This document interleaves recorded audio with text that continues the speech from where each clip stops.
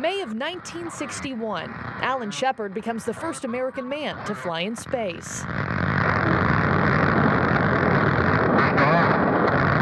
right, lift off and the clock is started. He was one of 7 men known as the Mercury 7 who were to become the first astronauts for NASA. But what about the women? I always say there, at that point, I was an unemployed astronaut.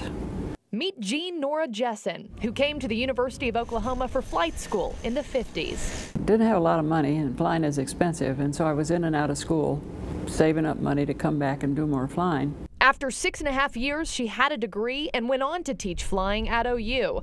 About 1961, the same time as that first manned mission, astronaut physical exams for women were announced. 25 came forward. 13 of us passed it, and somebody gave us the name Mercury 13. An archived photo of Mercury 13, but the program never officially took flight. We were not going to be astronauts.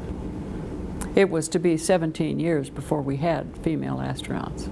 NASA was not ready for that. NASA might not have been ready, but women were. And it was people like Jessen who helped light the fire in generations of girls to come, like Oklahoma lawyer Michelle Milben. Hello, Oklahoma. I worked in the White House, was the president's liaison to the Congress, and I worked on making sure all of his nominations and appointments got there. That's President Obama, I should say.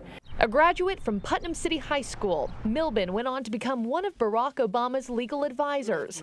And now she's adding a STEM venture to her list of accolades. I just actually launched a startup with one of my dearest friends from Oklahoma, and so we are working now in the tech sector as well. Her female-owned and operated business specializes in complex government affairs and communication strategies. She says equality in STEM is crucial, and Oklahoma needs improving. It is the 10th worst place in the nation for women to do business.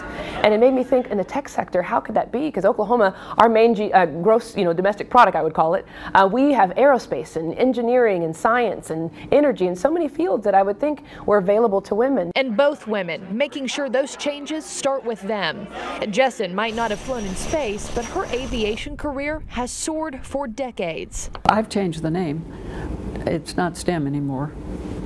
It's STEMA, but you have to add airplanes to the end.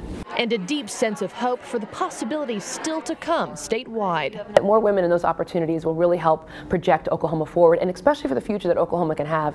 More women sitting at the seat of power are really going to be the answer, I think. In Oklahoma City, Marky Martin, KOCO 5 News.